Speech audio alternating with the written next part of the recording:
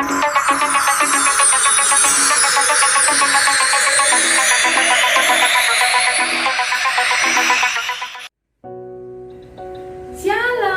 selamat pagi anak sekolah Minggu Smile. Smile, heboh. Bersama Losomia, kali ini kita akan belajar firman Tuhan. Semangat, jangan sambil lemes tiduran. Jangan sambil makan dan juga jangan sambil bercanda. Kalian harus fokus, oke? Nah, sebelum mulai, kita akan berdoa lebih dulu. Nah, silakan Kailin untuk pimpin dalam doa. Teman-teman, mari kita satu dalam doa.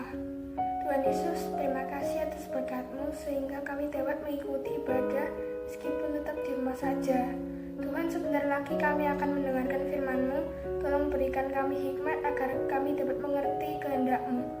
Tuhan, kami berharap pandemi corona ini segera berakhir sehingga kami dapat berkumpul bersama-sama dan belajar firman Tuhan di sekolah minggu. Terima kasih Tuhan, dalam nama Tuhan Yesus kami berdoa. Amin. Adik-adik, Alkitab adalah kisah Allah dari Kejadian sampai Wahyu. Allah menyatakan rencana penebusan untuk menyelamatkan umatnya melalui Yesus Kristus yang menjadi inti seluruh isi Alkitab. Nah, kali ini kita akan melakukan penelitian kitab dalam kelompok surat-surat umum, yaitu kitab surat Yohanes pertama, kedua, dan ketiga. Nah, sebelum memulai penelitian kita harus mempersiapkan perlengkapan utama kita. Apa itu? Ya, Alkitab. Benar, siapkan Alkitab yang buku ya, supaya saat buka ayat-ayatnya lebih mudah, lebih cepat. Gak usah tunggu sampai hitungan kelima. 1, 2, 3, 4, 5. Sudah siap nih? Penyelidikan kita memerlukan data-data sejarah. Mari kita mulai. Yuk, come on.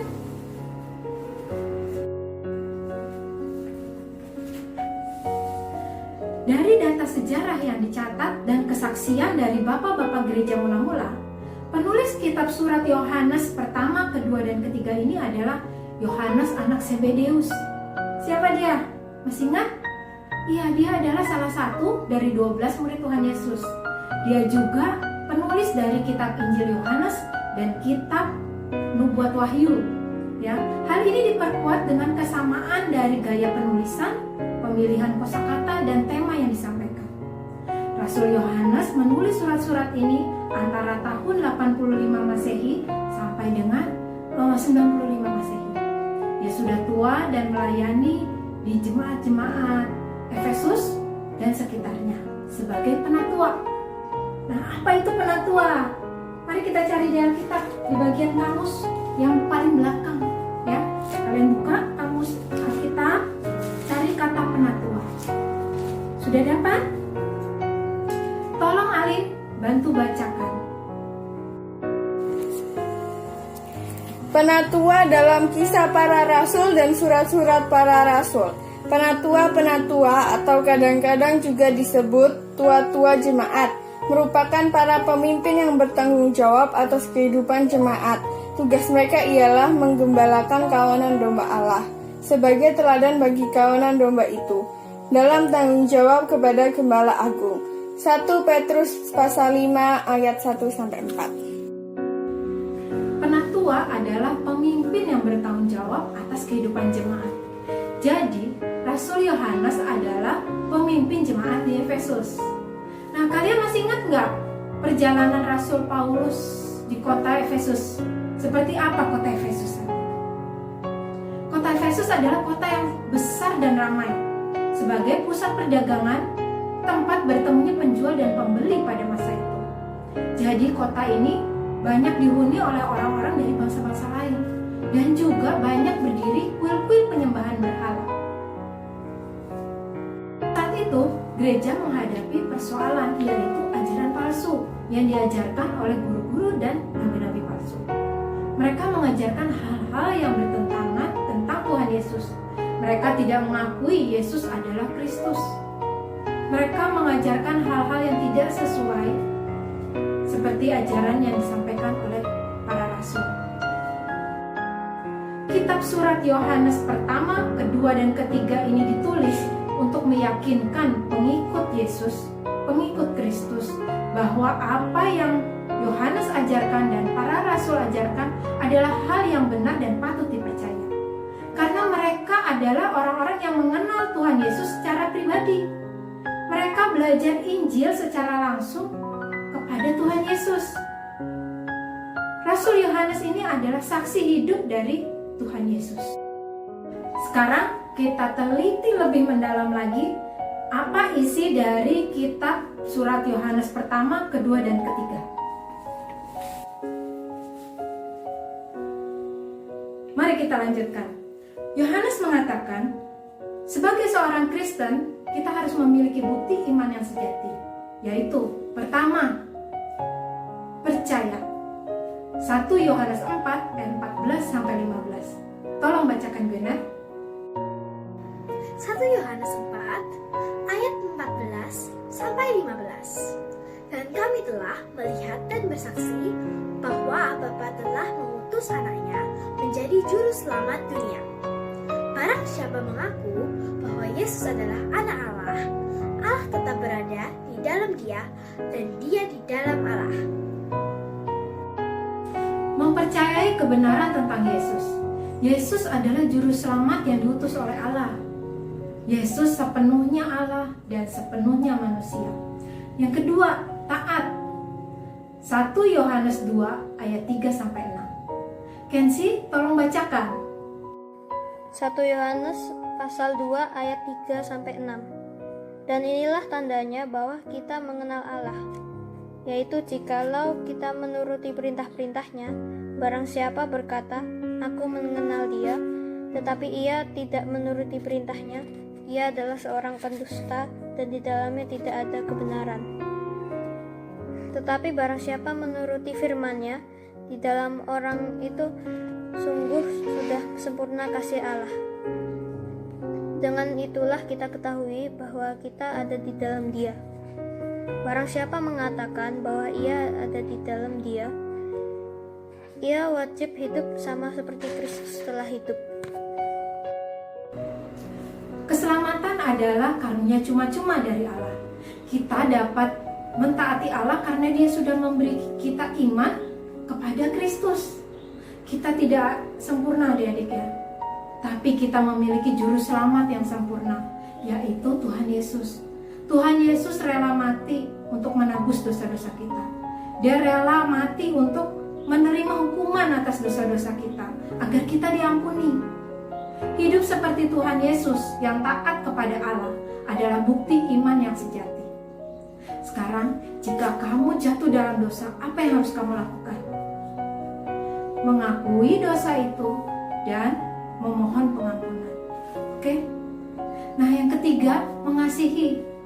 Tolong Gisel bacakan 1 Yohanes 4 ayat 19-21.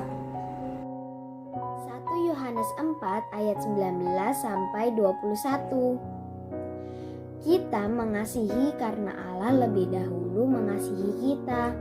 Jikalau seorang berkata, aku mengasihi Allah, dan ia membenci saudaranya, maka ia adalah pendusta.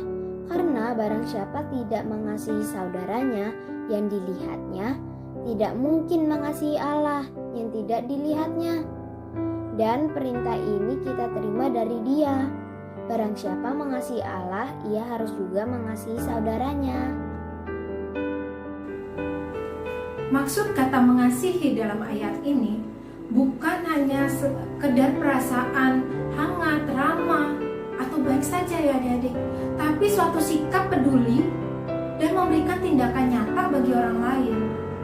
Jadi, menunjukkan kasih secara nyata adalah bukti iman Kristen yang sejati. Mengapa Rasul Yohanes menulis surat ini? Kita dapat tahu jawabannya di 1 Yohanes 5 ayat 13. Lincoln, tolong bacakan ya. 1 Yohanes 5 ayat 13. Semuanya itu kutuliskan kepada kamu, supaya kamu yang percaya kepada nama Anak Allah tahu bahwa kamu memiliki hidup yang kekal. Tujuannya agar kita percaya sepenuhnya kepada Tuhan Yesus dan memperoleh hidup yang kekal. bagaimana dengan kalian? Apakah kalian sudah menerima Tuhan Yesus sebagai juru selamat pribadi bagi kalian? Memiliki hidup yang kekal adalah mengaku dan menerima Tuhan Yesus sebagai juru selamat. Karena dalam 1 Yohanes 4 ayat 15 berkata, barang siapa mengaku bahwa Yesus adalah anak Allah, Allah tetap di dalam dia dan dia di dalam Allah. Dan inilah tandanya bahwa kita mengenal Allah, yaitu jikalau kita menuruti perintah-perintahnya. 1 Yohanes 2 ayat 3. Rasul Yohanes juga mengajarkan kita untuk menjaga iman kita dengan cara menolak dengan tegas kehadiran atau pengajaran dari guru-guru palsu. 2 Yohanes ayat 7 sampai 11. Efron, tolong bacakan ya. 2 Yohanes ayat 7 sampai 11.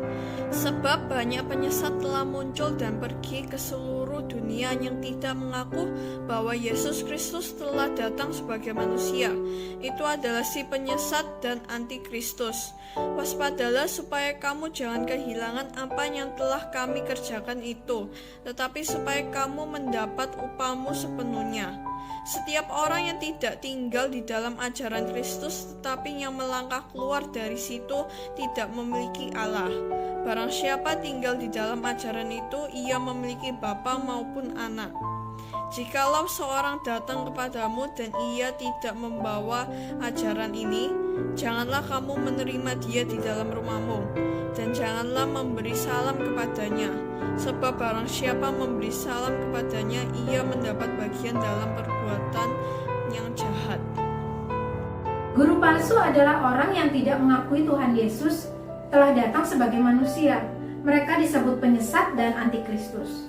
Ajaran yang menolak Tuhan Yesus adalah saksi Yehova dan Mormon. Kita harus bersikap tegas terhadap ajaran sesat tersebut dengan tidak menerima ajaran tersebut sama sekali. Adik-adik, selesai sudah penelitian kita hari ini tentang kitab surat Yohanes pertama, kedua, dan ketiga. Nah, adik-adik, saat usia kita makin bertambah, kebutuhan nutrisi kita untuk bertumbuh sehat dan kuat juga harus bertambah. Begitu pula juga dengan kerohanian kita ya. Agar kita memiliki rohani yang kuat dan sehat, kita perlu membaca firman Tuhan setiap hari. Jangan lupa baca firman Tuhan setiap hari. Ikut grup baca Alkitab, ada di kelas media. Kalian bisa kontak kalau selangsung ya. Buat yang udah lama belum baca, ditunggu laporannya ya.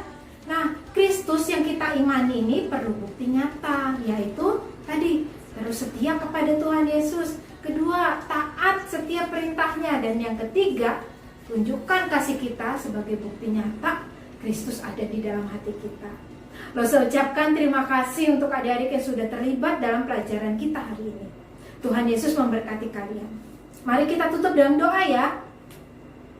Tuhan Yesus yang berada dalam surga, terima kasih untuk kesempatan kali ini kami dapat meneliti kitab surat Yohanes pertama, kedua, dan ketiga. Ajarkan kami Tuhan untuk selalu beriman kepadamu, memelihara iman kami ini Tuhan dengan meneladani Tuhan Yesus yang taat kepada Allah. Biarlah hidup kami menjadi terang bagi orang-orang di sekitar kami. Terima kasih Tuhan Yesus. Kami serahkan seluruh doa ini hanya ke dalam tangan Tuhan. Dalam nama Tuhan Yesus kami berdoa dan ucap syukur. Amin. Sampai jumpa minggu depan. Shalom. Bye-bye.